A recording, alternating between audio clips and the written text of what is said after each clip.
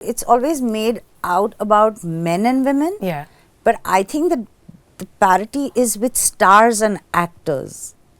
Yeah. Rather than just men and women. I feel it's not just about how much you get paid. It's also about like what you're allowed to make and how you're allowed to do it and the budgets you get. If they're two stars of equal stature, then it is just expected that the male star will bring more eyeballs and hence will get a bigger release or will get a bigger budget. And it's not that a person or somebody sitting over there and saying it in as many words, but that's just the general belief system. And I feel that internal system has to change. Hi everyone, welcome to the Quint. Hi. Thank I, you. for one, am very happy that my favorite show is back. You know, the one thing that I love about Delhi Crime is that it does not necessarily sensationalize things, but it definitely makes you feel the weight of what is happening around us. There is a scene, I think in the first episode itself, which I can't talk about, when the child is there, kind of haunted me for a bit. How do you then kind of essay these roles, write, direct, be a part of it, and deal with that emotional toll that comes with it? Does it ever make you feel like this is too much?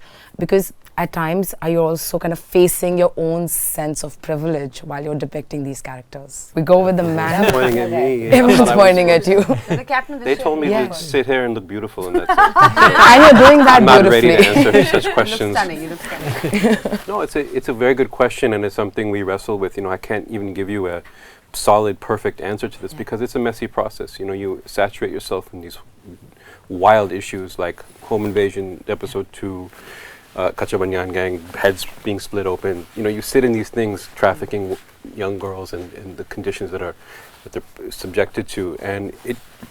For the first month or two while you're developing, you feel sick. You write, you feel sick, and then this thing happens. You get very numb to it as you go forward. You sort of it washes over you, and you're all of a sudden living in these issues. You're dealing with them all the time, and they're part of your world. Initial jumps, heart jumps, and oh my God, those are all gone, and you're just dealing with technically figuring out the story, how to make it work. And you have to put blinders on, but then you also have to just keep checking in with all your other collaborators, my producers, my actors, my co-writers, everything. And always just do a check-in. How are you feeling? How are you doing with the issue at the moment? And we have a way of bringing each other back to feelings of, getting out of this numbness, feeling empathy, but then jumping back into the work we have to do. On some level, you have to be a little distant from them to actually execute your job as well while you're doing it. When we got into DC, we knew this is what we are getting into. And I feel that if I don't feel it completely, how am I wanting to fight this or solve it? I also feel there is a certain sense of power that comes with the part that I'm playing, because you read about this and there's not much. Of course, we'll have conversations, but there's not much that I can physically do to change the situation. But here, strangely so, I do get to. I want to feel all of it. There's nothing I want to shy away from. With any kind of true story, or even if you're inspired, there comes a great responsibility and Someone's lived sensitivity. experience. And they probably revisit it because you're showing it. You have to be extremely sensitive, and which I guess all of us are in. That's the first thing you keep in mind. That is the first thing that was, on page when we thought of Nirbhaya for DC1. So that doesn't change. I remember I was doing this scene with this actor. Do you remember that? And I with Khushi, and I couldn't stop crying. And I'm not supposed to. I'm getting goosebumps when I say it. I'm not supposed to be crying. It's Madam Sir. And also it's not that she's insensitive or she doesn't get affected. She just knows that, okay, I need to shut this out and I need to do it. I could not stop crying. I think he got one shot with me not crying. One shot. And then I was like, he said, I'm going to use that. I can't keep the others. But that's how it is. I think all of us, we feel so strongly about this show, about these things, that's why it comes out so honestly. And there is no way of doing Delhi Crime besides complete honesty. No matter how brutal and raw it is. Where Delhi Crime sits for us, all I would say comfortably, is that it's a great confluence of, society and crime. And the correlation between society and crime is what every season explores. Yes, there are uncomfortable truths that roll out, but like we very proudly sort of really brandished, this is the most thrilling season. It is a season that sort of transcends the boundaries that we know of states of even nations in that sense, because the crime itself is so heinous. Yeah. That is something it also reflects very well, and honestly, without sensationalizing, like I said, Huma, you've just joined. What are you feeling about this? Is that sense of privilege also, does it hit you? Even though you're essaying a grey character in the show. Not grey. Absolutely. Not any angle. Black. Black. Dark. Evil. Horrible. I was hoping there'll be a shift after episode 3. I don't know. No, That's why there I is thought, no shift. okay, It let's gets stick worse. with grey. The worst, yeah. A huge honor to be part of the DC universe. It's a show that I absolutely love, and when I got the call, it was like an immediate yes, because I'm like, wow. I love what Chef and Tanuj and, before even season 1, what she had done with the show. It just, and I'm really interested also in stories which are so hyper-local but made with a global lens, so that you also sort of introduce to people this world. It was a huge responsibility when I joined, because I was very aware of, just the kind of show I was joining, and I was playing an out-and-out black character, a dark character. And of course, I wrestled with it because, as an actor, as a human, you are sensitive. I stand for certain things. I believe in certain things. So I was like, how do I justify this to in my head? And I think sometimes because I chose to do it is why I feel like, it'll bring a more sort of lens or highlight it. And sometimes as actors, we have to do that as well. And we all feel so strongly about child trafficking. And we all feel so strongly about the fact that there are these missing girls that nobody's really looking for. Yeah. And if all of us coming together and doing this actually highlights the issue more, I think, it's something we just need to do. I think the other thing what Delhi Crime does beautifully is that it has empathy at the core of the show, It, like while we're watching the cops battling and fighting crime, but we also think that sometimes they're fighting against the same system that is, for the same system that is standing against them sometimes, So you feel so empathetic even for the cops, right? How do you all feel when you get done with a season like this? How do you feel about the cops, them, when you walk away from this? You gain a huge planet of empathy and caring and understanding of how challenging the job is actually for the police. You might in your day-to-day life go around feeling like, man, the police, have complaints, F the police. Not only how difficult the job is and how exhausting the job is and how much is physically and mentally demanded of the job, which is similar to our making the show. But I think it's also, especially with Madame Sir's character, the energy to be on a case, to constantly be on top of the case, constantly be looking for breaks, clues. How do I can't sleep unless I solve this moment of the crime. Yeah. That urgency, that feeling is something that I've gained a lot of respect for, and I try not to take it on too much, otherwise I'll become a psychopath more than I am. But it's that drive to solve a crime, that drive to complete any of our jobs, that's a really beautiful thing I've taken from the show. When a case happens, when anything so gruesome happens, and you read it in a newspaper and you feel, one of the first things that comes to your mind is, why is no one doing anything about this? Where were the cops? Yeah. When that was exactly the thought I had, which a lot of us had when the Nirbhaya happened. Yes. When I read the script, did I realize that there was somebody doing something about it, and they were the cops. And as we go into the show, you realize that they don't exactly have only power. Yeah. In fact, they have much more hassles than just having a sense of power. And it's not easy on them. We're not even talking about the emotional toll. We realize it because we are creating this show. These are these characters who all going through. It's the systemic challenges also that you face. Yeah, completely. And that, exactly, you can bully a common man, but the one you're fighting, who's above you, is so bigger.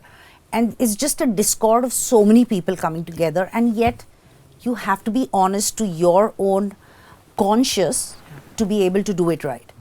And I think DC kind of highlighted that for me. I never saw it that way. When you see a cop and you always think, oh, they're so powerful. They're in a position of power. But I never, and it's very easy to throw blame and say they're not doing it right. Yeah. When I got into this world, I realized, oh God, they're doing practically everything they can. It humanizes them very beautifully, the entire, all these seasons, in fact, till now. Would you like to add, Tanya? I think it takes it beyond the cops as well. I think every season's also humanize the criminals. Yeah. And I think that's what really strikes the balance. That's what leaves you thinking. I think there's... But without really glorifying it, I think. Absolutely, I was just You know, going to say, we without are- dulling yeah. the intensity of Yeah. the crime ever. Why does Delhi crime really stand out is because you see the cops do their best, we assume they don't. You see the criminals are the absolute worst, and at many levels they are. And then you question yourself what really started it. And I think that confluence that I was talking about is actually the heart of this franchise. Tanuj, how did this thought, or what was the seed for season 3 that you thought, okay, this is the theme, human trafficking is the theme that we are going to explore in this season? You know, you think of the first 2 seasons, we accomplished certain, we looked at certain crimes and accomplished certain things, and I think where's the chance to grow was a big question for me. It was about where can this show grow into, what space can it grow into. Season 2 was so about fear and this unsettling feeling of being, this home invasions, and it had such a tight structure to it. We just felt the place the show can grow is in the heart, is in the empathy, is in its emotional quotient. Of all the options we had, this case, which is a real one that Chaya Sharma's kind of started on, was a big part of, when we read the case, we felt, okay, this is where it takes an emotional policing, an empathetic policing to solve this. And that gave us a platform to, it gave us the right case to expand the show's tone, if you will. And the other thing is we wanted to also honor Chaya's work, and she's done a lot of work, not just in this case, but for missing girls and with the UN, and it just made sense. It was this natural step for DC to go into. So wait, you had a couple of other options and then you chose this. Is that how it worked? Yeah. I've never asked. Oh, interesting. I don't know. We discussed I want to know the other ideas though. I was going to ask, but I wasn't too sure if it's something he'll answer. Nobody will answer. Yeah, maybe off camera. Yeah. One thing I would add to what Tanuj said is it did start with the Baby Fala case, which is based on an actual story. And then I think what was interesting to us and to the Netflix creative team was the many faces of trafficking. It's easy to sort of just assume that it all becomes prostitution, and what you start to realize is there's so many ways that people willingly or unwillingly are coerced into sort of a path of being trafficked, in many ways end up in a different place than they intended, but they're not all initially exploited in the same way. And so whether it's into marriages or into house help or into sex work, it's sort of widespread. It's not all the same. They're very, very different, and the show tries to explore that a bit. That is something that stood out to me as well, but that the show wasn't just talking about sex trafficking, but the other faces of it, which I thought was also interesting. Shefali, a little earlier you spoke about how through Vartika's character you can do something about it, right? Sometimes just when you step away from it and you look at it and you look at the society at large and you think, when these crimes take place in our society, we have this reaction. We all outrage for a week, we outrage for 10 days, and then there's silence. Does that, just as a human being, as a part of society, frustrate you? It does, and it has nothing to do with Delhi crime or Vartika. Yeah. Like we were discussing today, and I said, yes, we start a conversation. Yeah. But besides that, what can we do? And I'm not saying helplessly like what can we do. I'm trying to say is there anything that we can do about it? So that I think is a universal feeling. Yeah. Anybody who's Watching these half things decent unfold. sensitive will feel the pain as much. I really feel that what happens with a show like this is that it does bring eyeballs. Everyone's been talking about it. Also, there are certain cases which are universal. Trafficking isn't just about India. Sadly, a very rampant thing that happens. Huma, you're of course, like you said, playing a black character, right? On the She's a rock star. She is. Bari Didi is fully killing it in the show. Totally. Yeah. Totally. Thanks guys, I love you. I'm bad with compliments. Someone's recording you being all embarrassed. Oh God. Tanuj, stop it. You know, he has this is an interview, you can't do You can do Always exactly what framing you the want. shot. I love it. Playing this character, saying this role of Badi Didi, how do you view women who are on the margin of the society, who live life as in the margin of the society? Oh wow. Is there any other way to view it apart from like just being really empathetic? And especially in a country like ours, you know, there's such a wide divide between people who are born or come from privilege and people who are not. and it's very, very apparent. And I think what happens when there is such a huge divide of resources, privilege, opportunities, is that there is always space for people to get exploited.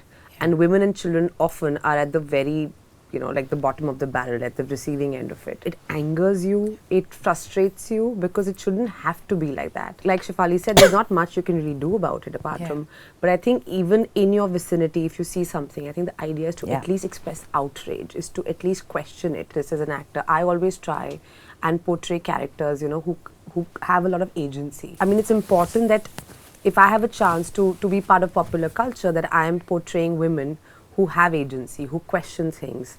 You don't always have to be the hero of the piece, but at least like try and play living, breathing, three-dimensional female characters, so that when people watch it, it moves them a certain way. That, in my little world, is the power that I have to shine a light on their issues. Whenever there's a crime against women that one hears of, it just makes us so uncomfortable. And it also just makes us really angry, because we really can't do much about it. And like you said, it's like a news cycle, and after 2-3 weeks, people just move on. There's something else, and it's unfortunate. That's the times we live in, because everything is so like, on Instagram, and our attention spans are whatever, which is why it's important to keep bringing the conversation back. Tanya, when a show like this already wins an Emmy, right? Then what does success mean to you guys? It is about people. Another Emmy? Why not? Yeah, many. Why one, guys? I'm manifesting it. You started it already. If people watch this, and every season people have really watched it, despite the subject, despite its treatment, and I think we've evolved as a show, as we've evolved as an audience. The writing team, Tanuj, his team, the way they've evolved the show actually takes it into its next sort of phase. But the one thing I think that from Richie to Tanuj we've managed to keep alive is the hope. Is the journey that there will be crime, but we've got to coexist, and we've got to really keep our eye on our role or our conversations around it. And that's success for us. It is the right kind of conversations, it's the right kind of audience watching it, owning it. There can't be the awards, I think, just underscore what you already know is success, so they're welcome. We want tons of them. There's often so much conversation about power gap, pay gap, biases, gatekeeping in the industry, right? Have all of you seen a shift when it comes to that, specifically when it comes to women? And the question is also to men, because one very smart lady last told me that this question should also be asked to the men and not just to the women. I think that was me. Yes, that was you. Have you all seen a shift when it comes to that, or do you feel like equality is still somewhere performative? I'm the least paid person on this show. What are you talking about? Give me a check. I don't know about the gap. I need a check though. Okay. We do this for free. We work for free on this. I'll take it. I think as Netflix, I think we have, our leadership across the world is, I think, comprising of 51% women. I fully acknowledge what you're saying. It's about really keeping our focus on, creating that parity. I think this year with in multiple ways is actually so many strong women are emerging that I think we are a little hard to ignore. Yeah, nice. I just feel that, in fact, it's always made out about men and women. Yeah. But I think that the parity is with stars and actors. Yeah. Rather than just men and women. And I have to admit that OTT, Netflix has changed that. Because otherwise, like, an actor like me, for example, or Jaideep or Manoj, you could be appreciated for the work you do, but it wouldn't ever translate into anyone putting that entire show on you, or, saying, okay, this belongs to you. So I think it's about star versus actor, and I really am grateful to Netflix and any OTT platform, because that changed it. It did, because on OTT, it's not about a star. I think look, women need to be paid on this in this universe, in this world, in filmmaking, in OTT, whatever. They bring the eyeballs to this show. This show has been crafted and thought of specifically with a hero, a female, woman facing off with her rival. They bring, Huma and Shefali bring eyeballs to the show. All the women on our show that we've ever casted bring eyeballs to the show, and they are the drivers of audience's subjectivity, their spectatorship. They love watching these women. So the idea there's a pay gap in the first place is already kind of mind-boggling when these are assets, these are our tools, and they should be paid for. So I feel it's not just about how much you get paid, it's also about like what you're allowed to make and how you're allowed to do it and the budgets you get and multiple other things. And I think I've said this before that, you know, if there are two stars of equal stature, then it is just expected that the male star will bring more eyeballs and hence will get a bigger release or will get a bigger budget. And it's not that a person or somebody sitting over there and saying it in as many words, but that's just the general belief system. And I feel that internal system has to change. I get into so many debates with people saying, oh, but you know, women-centric action movies don't work. And I'm like, but how many action movies have been made with women? You know, and what are the budgets you're talking about? You can't compare apple to oranges because you make one movie and then you're like, oh, it doesn't really work. But the idea is you have to make more than enough to be able to have like a healthy metric. And because of that, then it's a trickle-down effect. Then, because female stars don't break as many eyeballs, so let's give them a limited release. Let's give them a limited budget. Let's give them what's safe, because I mean films don't get made on Excel sheets. They get made because hey, you have a great story and it touches and moves people, and hence the numbers come in, or hence the eyeballs come in.